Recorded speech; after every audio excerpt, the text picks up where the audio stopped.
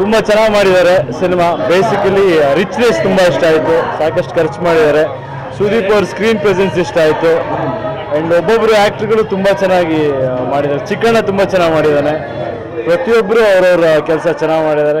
ನಂದಕಿಶೋರ್ ಅವ್ರ ಡೈರೆಕ್ಷನ್ ಚೆನ್ನಾಗಿದೆ. ಆ್ಯಂಡ್ ನಮ್ಮ ಸುಧಾಕರ್ ಕ್ಯಾಮ್ರಾ ಅವ್ರ ಪ್ರತಿ ಫ್ರೇಮಲ್ಲೂ ರಿಚ್ನೆಸ್ ಕಾಣಿಸ್ತಾ ಇದೆ. ಒಂದೊಳ್ಳೆ ಟೀಮ್ ವರ್ಕ್ ಕಾಣಿಸ್ತಾ ಇದೆ. ಆ್ಯಂಡ್ ತೆಲುಗು ಸಿನಿಮಾ ನೋಡಿದ್ದಕ್ಕಿಂತ ರಿಚ್ ಆಗಿ ತೆಗೆದಿದ್ದಾರೆ. ತುಂಬ ಖುಷಿ ಆಗ್ತದೆ.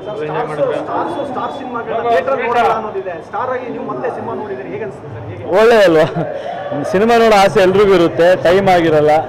ಸೊ ಇತ್ತೀಚಿನ ದಿನಗಳಲ್ಲಿ ಅದನ್ನೇ ಬೇರೆ ಬೇರೆ ಅರ್ಥ ಕಲ್ಪಿಸ್ತಾ ಇರಬೇಕಾದ್ರೆ ಅದನ್ನು ಬ್ರೇಕ್ ಮಾಡಬೇಕು ಅಂತ ನಾನು ಫ್ರೀ ಆಗಿದ್ದೆ, ಮೈಸೂರಲ್ಲಿದ್ದೆ. ಸಿನಿಮಾ ನೋಡಬೇಕು ಅಂತ ನಾನು ತರುಣ್ ಸುಧೀರ್ಗೆ ಫೋನ್ ಮಾಡಿದೆ, ಹಿಂಗೆ ನೋಡಬೇಕು ಅಂತಿದ್ದೀನಿ ಅಂತ. ಸುದೀಪ್ ಅವರೇ ನನಗೆ ಫೋನ್ ಮಾಡಿದ್ರು.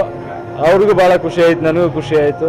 ಸೊ ಪದೇ ಪದೇ ಹೇಳ್ತಿರೋದು ಒಂದೇ, ಇಂಡಸ್ಟ್ರಿಯಲ್ಲಿ ಎಲ್ಲರೂ ಒಂದೇ.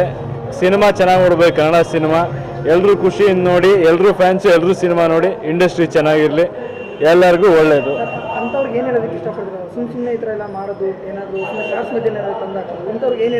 ಇಲ್ಲ, ನಮ್ಗಳ ಜವಾಬ್ದಾರಿನೂ ಇರುತ್ತೆ. ಕೆಲವೊಮ್ಮೆ ಸಿನಿಮಾ ಸ್ಕ್ರೀನ್ ಮೇಲೆ ನಾವು ನೋಡೋದು ನೋಡಿ ಅವ್ರಿಗೆ ಇಂಪ್ಯಾಕ್ಟ್ ಆಗಿರುತ್ತೆ. ಸಿನಿಮಾ ಸ್ಕ್ರೀನ್ ಮೇಲೆ ಆಡೋದು ಬೇರೆ, ಎಲ್ದಿ ಕಾಂಪಿಟೇಷನ್ ಇರಬೇಕು. ಈಗ ಈ ಸಿನಿಮಾ ನೋಡಿದ್ಮೇಲೆ ನನಗೇನು ಅನಿಸಿದೆ ಅಂದರೆ ಇದಕ್ಕಿಂತ ಚೆನ್ನಾಗಿ ಸಿನಿಮಾ ಮಾಡಬೇಕು ಅನ್ನೋದು ಅನಿಸುತ್ತೆ, ಇದಕ್ಕಿಂತ ಚೆನ್ನಾಗಿ ಪ್ರೆಸೆಂಟ್ ಮಾಡಬೇಕು ಅಂತ ಅನಿಸುತ್ತೆ. ಅದು ನ್ಯಾಚುರಲ್, ಅದು ಒಳ್ಳೆಯದು. ಅದನ್ನು ಬಿಟ್ಟು ಸುದೀಪ್ ಅವ್ರಿಗಾಗಲಿ ನನಗಾಗಲಿ ಅಥವಾ ಬೇರೆ ಯಾರೇ ಹೀರೋಗಳಾಗಲಿ ಯಾರಿಗೂ ಏನಿರಲ್ಲ.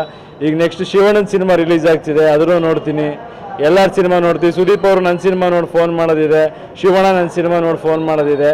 ಎಲ್ಲರೂ ಎಲ್ಲರೂ ಚೆನ್ನಾಗಿರಿ, ಸಿನಿಮಾ ನೋಡಿ ಮಜಾ ಮಾಡಿ. Thank you.